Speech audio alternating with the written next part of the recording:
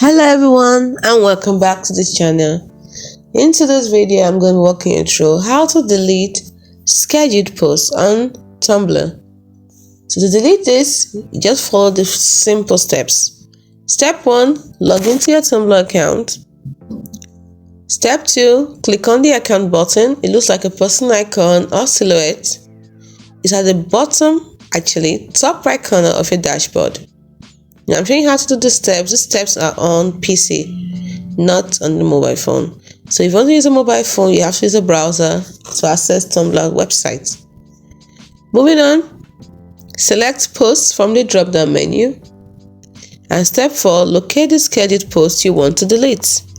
It will be listed among your other posts with a scheduled time and date. Step 5, click on the pencil icon to edit the post.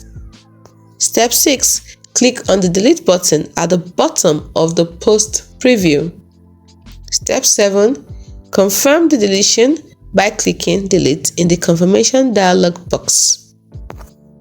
That's all. Those are the 7 steps you need to take to be able to delete a scheduled post in Tumblr.